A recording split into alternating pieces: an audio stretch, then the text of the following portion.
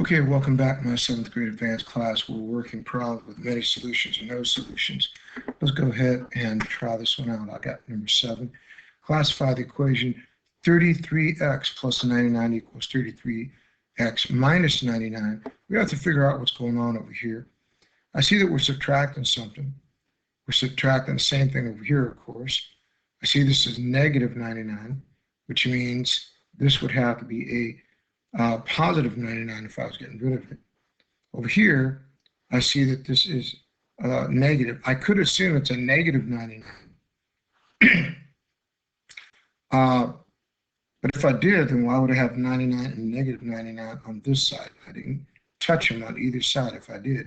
And I know negative 99 plus 99 would have gave me 0. So I'm going to go ahead and assume that this has to be a negative 33x.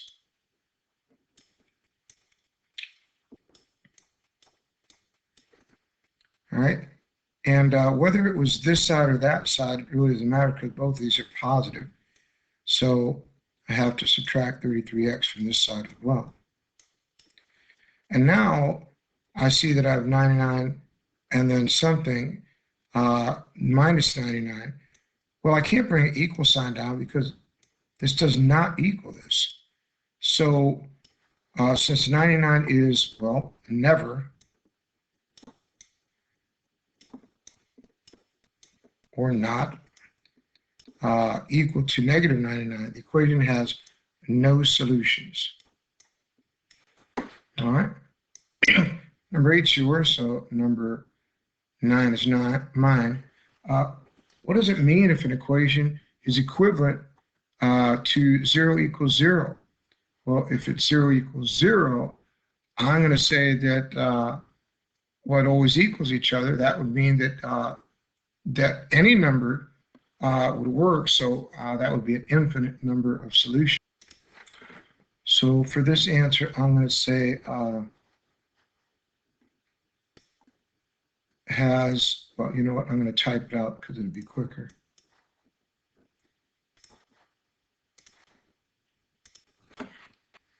For since 0 is equivalent to 0,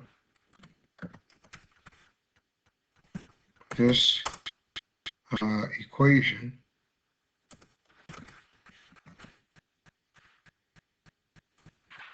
has an infinite amount of solutions. That means any number you put in there, they're going to equal each other. Any number for the variable, that is. All right, number 11 says 2 rival dry cleaners both advertise their prices. Let X equal the number of items to dry clean. Store A's prices are represented by the expression 15 minus 2. Okay, so this one's 15x minus 2.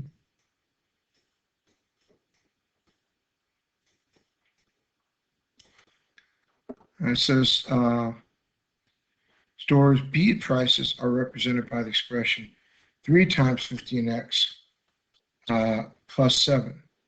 When do the two stores charge the same rate? Okay, so when are they equal to each other? Let's see, we got 15x. Oh, I'm sorry, that's the wrong one. I'm writing the same thing down. Here we go. 3 times 5x plus 7. So when are they equal to each other? Let's find out. Well, I got to do distributive property first, which means I'll multiply this number to both the numbers in here. 3 times 5x is 15x. And 3 times 7 is 21. So now I bring down everything else I didn't touch. Now I've got to go ahead and get rid of one of the variables on each side. It doesn't matter which one I do. I'll subtract 15x from this side. Now it's going to subtract 15x from this side, which means all my variables are gone because 15 minus 15 is 0. Now I'm left with negative 2 is not equal. I would write equal, but it is not equal to 21. So when do the two stores charge the same rate? I would put never. There is no solution to this equation. All right. Let's go to number 13. So solve 0.9x plus 5.1x minus 7 equals 2 times 2.5x minus 3. How many solutions does the equation have? All right, let's go ahead and work this one out.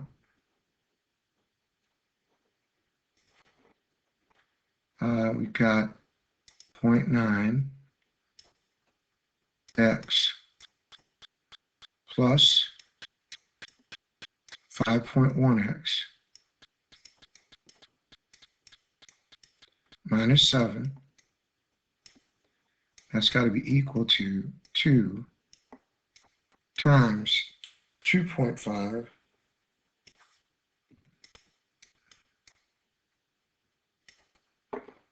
minus 3. All right. Well, 0.9 plus 5.1, that's going to give me 6, because 9 plus 1 is 10, add 1. So this is going to be 6x minus 7 has to be equal to, not only use distributive property on this side, I got 2 times 2.5, that's going to be 5. And 2 times a negative 3, oh, I'm sorry, this was 2.5x. Let me rewrite this.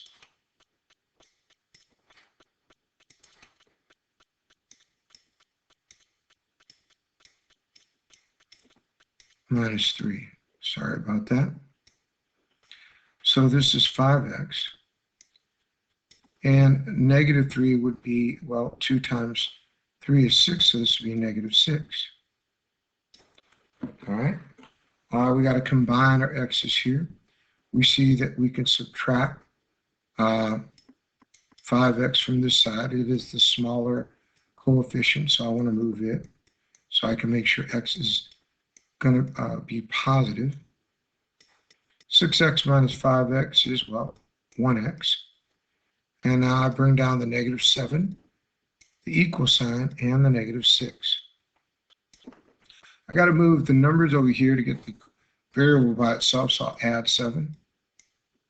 Whatever I add to one side, I add to the other. X is the only thing left over here now. And negative 6 plus 7 is the same as 7 minus 6. That's 1. So how many solutions does the equation have? 1. All right. Number 15 is for me to do. It says 49x plus 9 equals 49x plus 83. I can see where this is going to go already. Does the equation have one solution, no solution, infinite many solutions? I can tell you right now it has no solutions, and here's why. The minute I subtract 49 from this side, I should say 49x, I have to subtract it from this side. That's going to leave me no x's. So this is going to end up turning into 9 does not equal 83. So you can see there are no solutions to this problem. The minute you see that you have the same number on each side, okay, you know you're going to end up, especially when it's the variable that gets eliminated, you know that the two numbers, unless they are the same number, they're not going to go ahead and ever be equal to each other. All right, let's go with B. Write two equations in one variable that have the same solution or same number of solutions as this equation up here. All right, let's try. Since I know they don't have any solution, I could put anything. I could put a 7x over here plus 2 is equal to 7x over here, and I could put plus 4. I know the minute the x's eliminate each other, 2 does not equal 4, so there'll be no solutions. That's one example. Another example I could use, let's see, I could put, all right, what if I put 32x minus 3 is equal to, I'll just go 7 plus 32x. You see, the minute I have the same thing on each side with my variables, I know they're going to eliminate each other because I need the opposite, which would be the inverse, the negative of this number, to combine with this number. And that's going to go ahead and eliminate it. And if my numbers are not the same, see over here, 2 and 4 are not the same, negative 3 and 7 are not the same, they will never equal each other. All right, let's go to number 17. Solve the solution, write a word problem that this equation or any of its equivalent forms represent. So I have to write a word problem that this would represent. Well, in order to do it, I have to figure out what the, because it says equivalent forms, write a word problem that this equation or any of its equivalent forms represent. So if I was going to make this an equivalent form, I'd have to solve it first. 6x plus 14x, that's going to give me 20x. I think I'll just go ahead and write it down here. 20x plus 5 is equal to 5 times 4x is 20x. And then 5 times 1, that's 5. Now you can see we have the same formula on each side. And by knowing that no matter what I put in for x, since they're the same formula, I'm going to get the same answer. Just to show you how this works, if I was to put negative 20 here, and a negative 20x here, well, that makes 5 equals 5, and 5 always equals 5. Right, so that's going to give me, that means my word problem has to mean that they're going to equal each other all the time. So I might put, let's see, a word problem where I know that they're going to equal each other all the time. I guess I could say, let's see,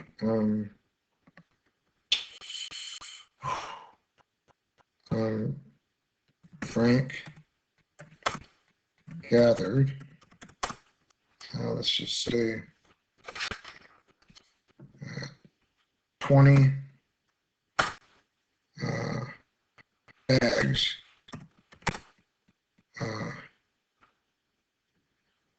of apples. Whoops.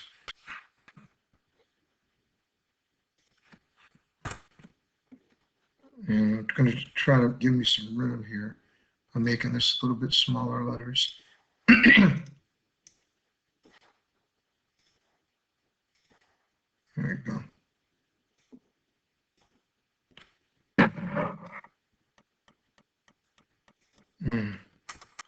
With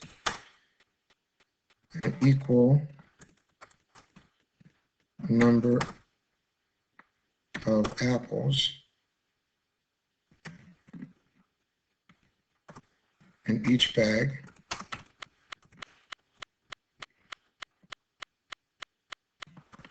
and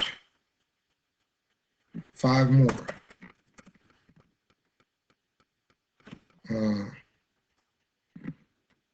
Okay, and 5 more, which he I guess carried in his pockets.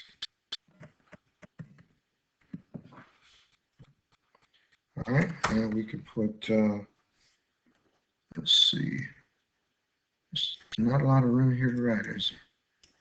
All right, let's see, stretch this out this way. There we go. Let's see if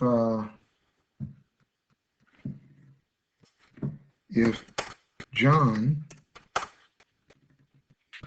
let's say, placed the same number of apples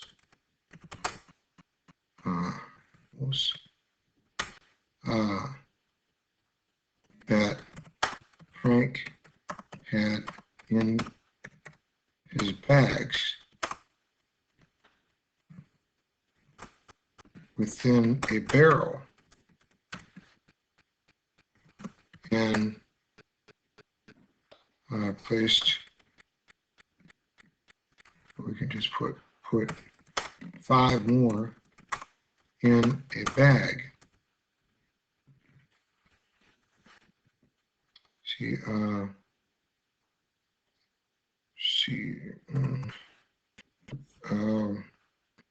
Will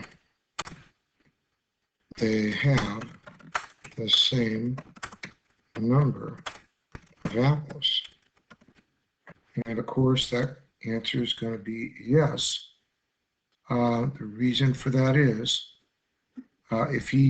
whether I say 20 bags of apples, okay, and they all have the equal amount, or if I was to say that I put all those amounts inside of a barrel, okay, and because I added 5 more on each side, that tells me that I got the same amount.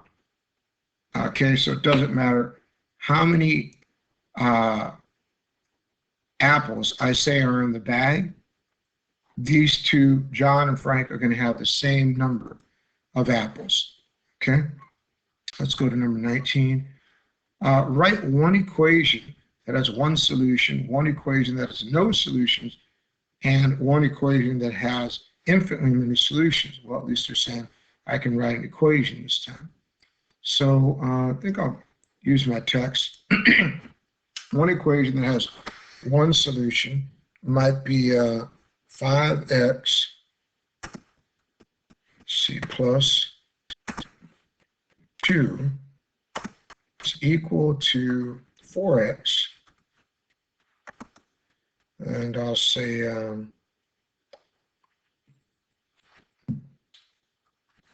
plus 1. Okay, now this tells me when I bring my 4 over and I subtract my 4x, it's going to leave me with 1x.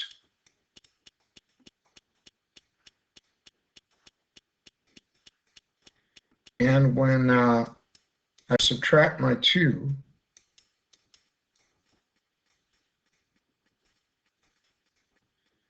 that tells me that x is going to equal -1. That has one solution. All right, now one that has no solutions, I might go ahead and type up like this. I know that they will have to, I have to eliminate my x's and make sure that my numbers don't equal each other. So I might just put 5x again, plus 2 again. But this time I'm going to have 5x on this side. And I use again plus 1. Now when I go to solve this, I realize I'm going to be subtracting my 5x from each side, which is going to leave me no x's, and then 2 is going to be equal to 1, and that's not true. That's not ever true, so that is no solutions. Now they say one equation has an infinite amount of solutions, and this is where I make sure that the numbers on each side are going to equal each other. So I might put 5x over here, and I'll go again with plus 2, and that'll be equal to, remember this one has to have an infinite amount, so I'll just put 5x again,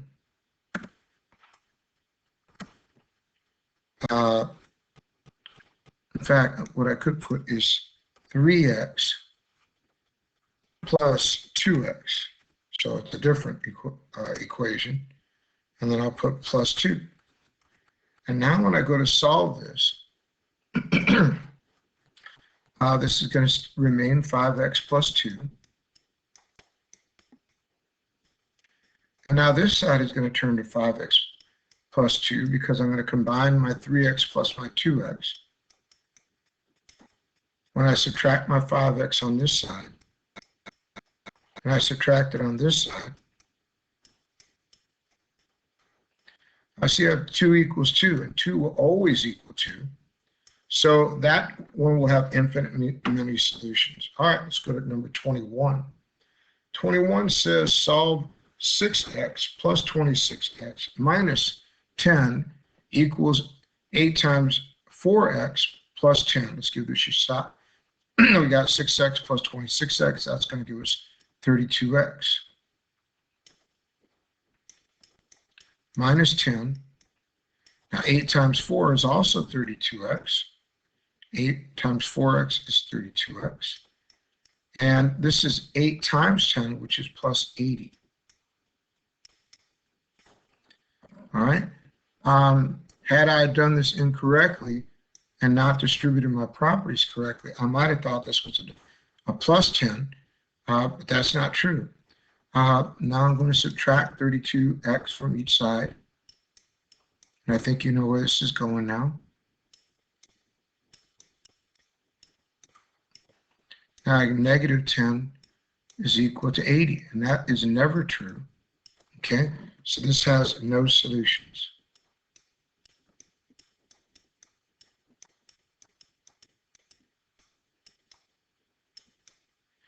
All right, let's go to number 23, which is my last one. Classify the equation 5, let's just write it out, 5 times 2x plus 3 is equal to 3 times 3x plus 12. Okay, and I'm accidentally put a, here we go, fix that up. Accidentally put a parenthesis there when I didn't need one. Well, 5 times 2x is 10x. 5 times 3 is 15. 3 times 3 is 9x. 3 times 12, well, that's 36.